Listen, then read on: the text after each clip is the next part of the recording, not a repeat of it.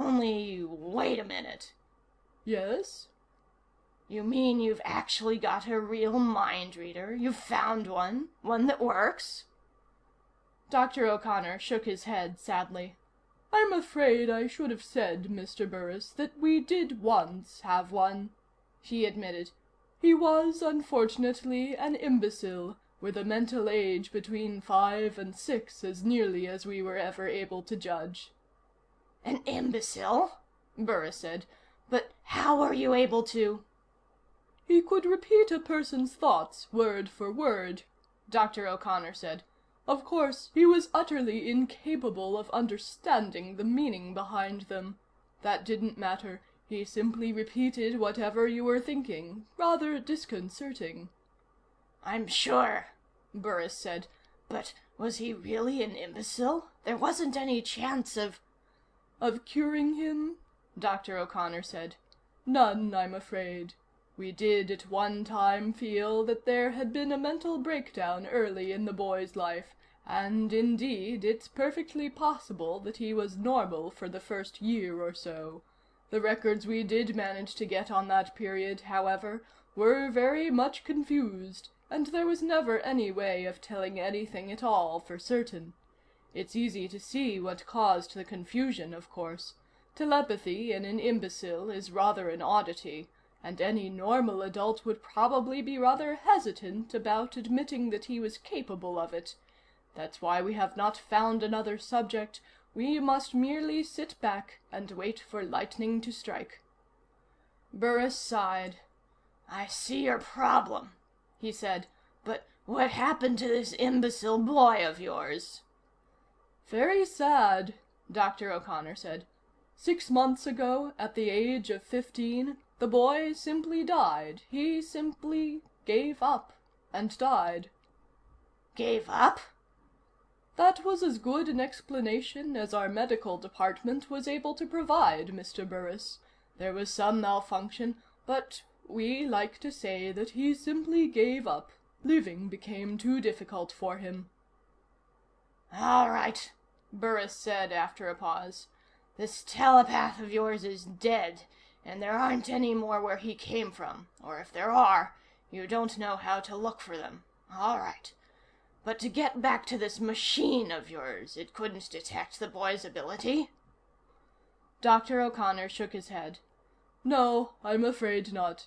We've worked hard on that problem at Westinghouse, Mr. Burris, but we haven't yet been able to find a method of actually detecting telepaths. But you can detect. That's right, Dr. O'Connor said. We can detect the fact that a man's mind is being read. He stopped, and his face became suddenly morose. When he spoke again, he sounded guilty, as if he were making an admission that pained him. Of course, Mr. Burris, there's nothing we can do about a man's mind being read. Nothing whatever. He essayed a grin that didn't look very healthy. But at least, he said, you know you're being spied on. Burris grimaced. There was a little silence while Dr. O'Connor stroked the metal box meditatively, as if it were the head of his beloved. At last, Burris said, Dr. O'Connor, how can you be sure of all this?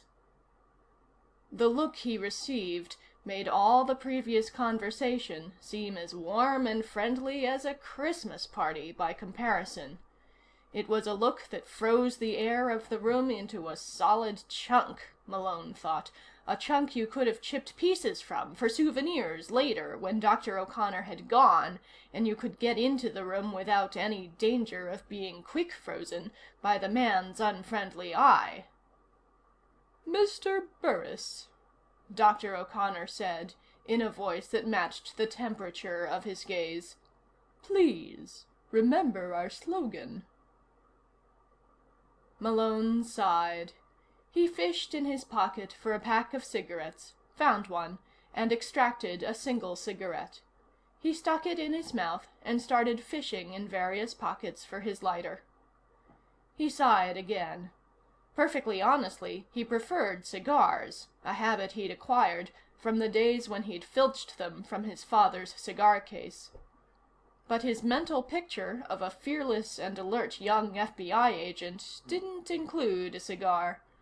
Somehow, remembering his father as neither fearless nor exactly alert, anyway, not the way the movies and the TV screens liked to picture the words, he had the impression that cigars looked out of place on FBI agents. And it was, in any case, a small sacrifice to make. He found his lighter and shielded it from the brisk wind.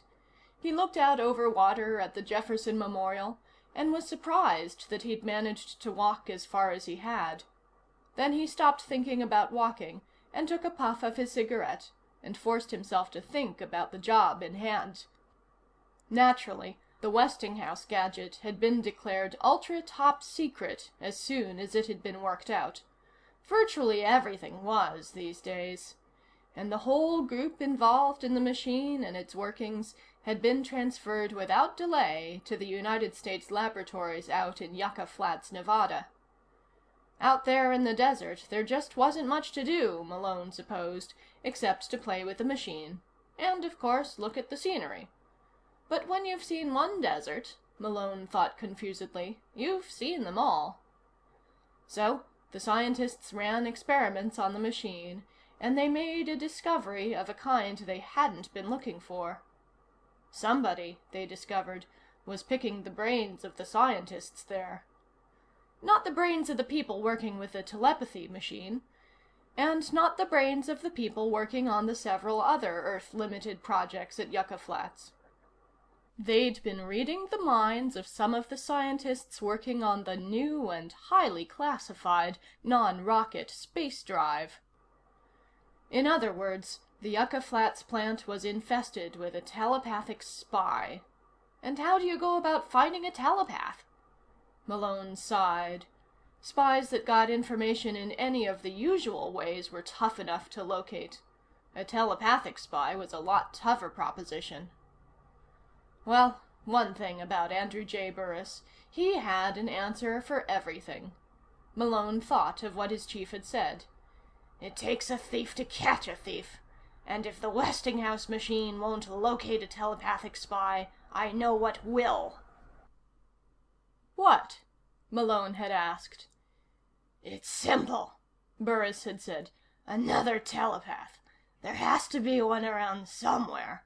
Westinghouse did have one after all, and the Russians still have one.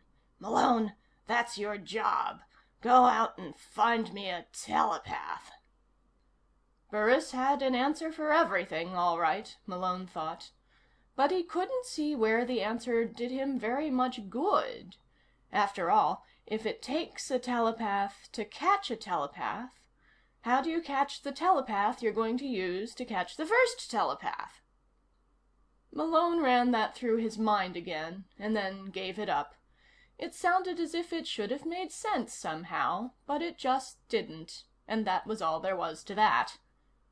He dropped his cigarette to the ground and mashed it out with the toe of his shoe.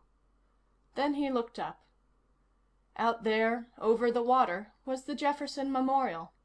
It stood, white in the floodlights, beautiful and untouchable in the darkness. Malone stared at it. What would Thomas Jefferson have done in a crisis like this? Jefferson, he told himself, without much conviction, would have been just as confused as he was. But he'd have had to find a telepath, Malone thought. Malone determined that he would do likewise. If Thomas Jefferson could do it, the least he, Malone, could do was to give it a good try. There was only one little problem. Where, Malone thought, do I start looking? End of chapter 1 of Brain Twister by Mark Phillips.